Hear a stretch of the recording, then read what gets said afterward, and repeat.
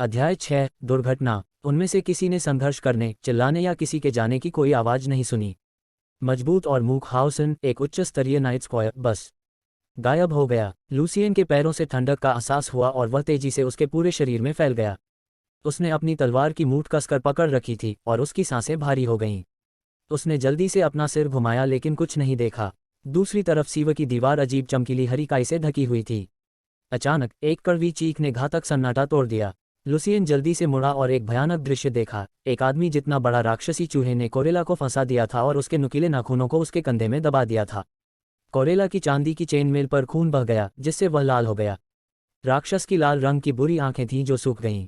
हालांकि कोरेला के ब्लेड ने उसके लंबे और नुकीले दांतों की कतार को नुकसान पहुंचाने से रोक दिया। एक नाइट स्क्वायर के रूप में कोरेला ने अपने प्रशिक्षण में सबसे आम आंदोलन के साथ अपनी जान बचाई। उसने अपनी पूरी ताकत के साथ अपने बाएं हाथ पर ढाल को चूहे के पेट में डाल दिया। अज्ञात से कुछ भी डरावना नहीं था, इसलिए कम से कम लुसियन के लिए एक बड़ा चूहा खुद को दिखा रहा था एक वयस्क व्यक्ति के बिना किसी कारण के अचानक गायब होने की तुलना में बहुत बेहतर था। लुसियन ने एक गहरी सांस ली और कोरेला की मदद करने के लिए विशाल चूहे पर अपनी प्रकाश की तलवार घुमाई। उसी समय लुसियन के पीछे से एक पशु की दहाड़ आई। गैरी। जब लुसियन मुड़ने ही वाला था, एक शूरवीर कृपाण उसकी पीठ पर काट दिया। ढाल की सफ़ेद रोशनी कांपने लगी और थोड़ी धुंधली हो गई। विशाल प्रभाव ने लुसियन को कई कदम आगे बढ़ाया और वह लगभग अपना संतुलन खो बैठा। हालांकि हमला यहीं नहीं रुका। कृपाण लुसियन का पीछा कर रहा था और लगातार उसे चोट पहुंचाने की कोशिश कर रहा था। लुसियन ने इसे चकमा देने की पूरी कोशिश की, जबकि उसके पास वापस लड़ने या अपने बैज का उपयोग करने का समय नहीं था। वह भ्रमित और हैरान महसूस कर रहा था। क्यों गैरी? लुसियन अंधेरे में स्पष्ट रूप से नहीं देख सका।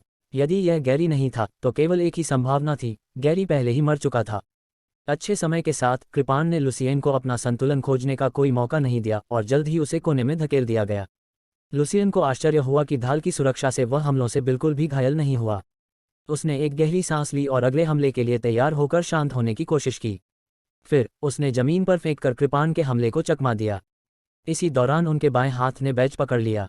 इस बार लुसियन ने आखिरकार देखा कि कौन उस पर हमला कर रहा है। यह समूह का नेता गैरी था। फिर भी उसके चेहरे की मांसपेशियां विकृत थीं और उसकी आंखें लाल रंग की रोशनी से चमक रही थीं। वह एक पागल जानवर की तरह लग रहा था। चूहों से निकला जहर। जहर इंसान की चेतना से वंचित कर सकता है और उन्हें खून के प्यासे जानवर में बदल सकता है।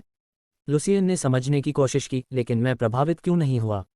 बिना कुछ सोचे लुसियन ने बैज को रगड़ा और नामजप करने लगा। एक गोल लोहे की ढाल ने लुसियन के प्रकाश की ढाल पर जोरदार प्रहार किया।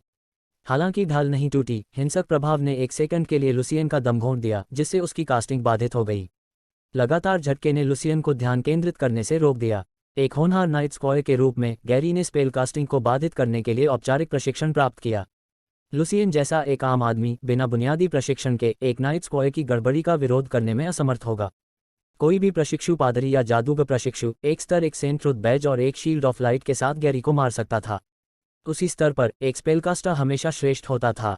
जब लुसियन गैरी के साथ फंस रहा था, कोरेला चूहे को ज्यादा देर तक रोक नहीं पाए। उसका दाहिना हाथ शत्रु के मुंह को पकड़ने के प्रयास से कांप रहा था। सौभाग्य से विशाल ह्यूमनॉइड चूहा भी कमजोर हो गया। जादू करने में असमर्थ लुसियन ने अपना विचार बदल दिया और अपनी प्रकाश की तलवार को ऊपर की ओर घुमा दिया। वह जानता था कि उसकी तलब की तलवार पहरेदार के कृपाण से कहीं अधिक शक्तिशाली है। हालांकि झूला सच नहीं लगा, लेकिन तलवार की चमक ने गैरी को डरा दिया। उसने लुसियन की ढाल पर हमला करना बंद कर दिया और जल्दी से रक्षात्मक स्थिति में आ गया। ऐसा लग रहा था कि वह लुसियन से और अलग नहीं होना चाहता था। एक पारंपरिक शूरवीर के लिए अपने दुश्मन को सफलतापूर्वक जादू करने देना बहुत खतरनाक होगा। बिना किसी प्रभाव के तलवार ने गैरी के कृपाण को ऐसे काट दिया जैसे वह लकड़ी का टुकड़ा हो। गैरी बमुश्किल अपनी ढाल को समय पर उठाने और उसके साथ अवरुद्ध करने में कामयाब रहे, लेकिन तलवार ने ढाल के ठीक बीच में एक गहरी दरार छोड़ दी। जब लुसियन अपना अगला हमला शुरू करने वाला था तो प्रकाश की तलवार अचानक हजारों चमकते टुकड़ों में बदल गई। यह दर्शाता है कि जादू ने अपनी सारी शक्ति का इस्तेमाल किया। दरअसल इसकी शक्ति शुरुआत में ही कम होने लगी थी, जब इसने कक्ष को छुपाने वाली जादुई दीवार को नष्ट कर दिया।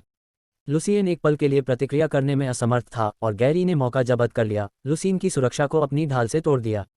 अब लुसियन की तलवार और ढाल दोनों ही चली गई थीं। संकोच करने का समय नहीं होने के कारण लुसियन ने अपना अंतिम जादू करने के लिए बैज को जोर से रगड़ा। इससे पहले कि लुसियन शेष मंत्र का उच्चारण कर पाता, गैरी ने उसके पेट पर मुक्का मारा। पके हुए चिनराट की तरह लुसियन बहुत दर्द से सहा। उसके पेट से तेज तेजाब की एक लहर उठी, जिससे उसका गला जल गया। गैरी ने अपना हाथ बढ़ाया और लुसियन की गर्दन दबा दी, उसका गला घोंट दिया। लुसियन ने जमकर संघर्ष किया और अपने दाहिने हाथ का उपयोग करके अपनी गर्दन को मुक्त करने का प्रयास किया। उसे अपनी गर्दन और फेफड़ों में बहुत दर्द हुआ और उसकी आंखें काली हो रही थीं। उसके बाएं हाथ में लगे बैज को गैरी के दूसरे हाथ से उसकी छाती से मजबूती से पकड़ा जा रहा था। लुसियन अपनी खुद की हौंफना सुन सकता था। वह महसूस कर सकता था कि गैरी ने जो ठंडा धातु का दस्ताना पहना हुआ था, ऐसा लगा जैसे लुसियन की आत्मा ने उसके शरीर को छोड़ दिया हो और बगल से देख रहा हो। अचानक लुसियन की जीवित रहने की इच्छा प्रस्फुटित हुई। उसकी आत्मा की शक्ति अचानक से नाटकीय रूप से बढ़ गई और एक निश्चित सीमा से टूट गई, समुद्र के पानी की तरह फैल गई। उसी समय गैरी की ताकत गायब होने लगी। लुसियन को सांस लेने का अनमोल मौका मिला। अपनी पिछली गलतियों से सीखते हुए इस बार लुसियन ने झिझक या भ्रमित होने में कोई समय बर्बाद नहीं किया। उसने ध्यान केंद्रित करने की कोशिश की और फिर से बैज पकड़ लिया।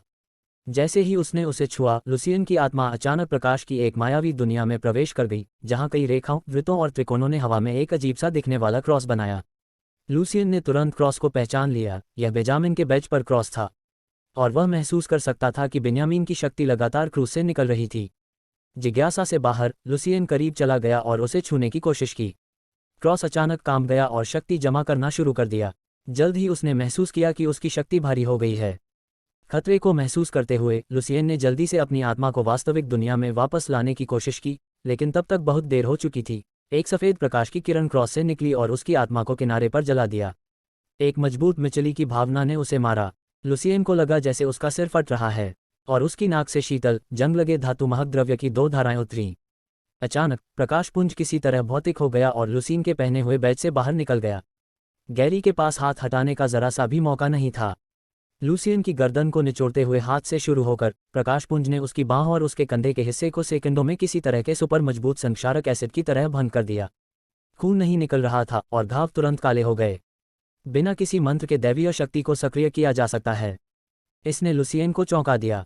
दुश्मन के अगले हमले से बचने के लिए वह जल्दी से चकमा दे गया। हालांकि उसने महसूस किया कि उसकी सभी मांसपेशियों में दर्द हो रहा है और उसे हिलना डुलना मुश्किल है। फिर लुसियन ने जो देखा उसे बहुत धक्का लगा। गैरी जमीन पर पड़ा था, मर रहा था। उसकी आंखें आधी खुली थीं और उन पर लाल रंग की रोशनी चली गई थी। मृत्युओं द्वारा छोड़ा गया रक्त का पूल वाष्पित हो गया था, जिससे लाल धुंध बन गई थी और कक्ष और आसपास के पाइपों में फैल गई थी। कोने में अजीब मानव आकार का पौधा खून की धुंध में अपनी शाखाओं को आराम से फैला रहा था। दूसरी ओर कोरेला और हॉवसन झूठ बोल रहे थे, अपने ही कृपाणों से एक दूसरे की पीठ पर छुरा घोंप रहे थे।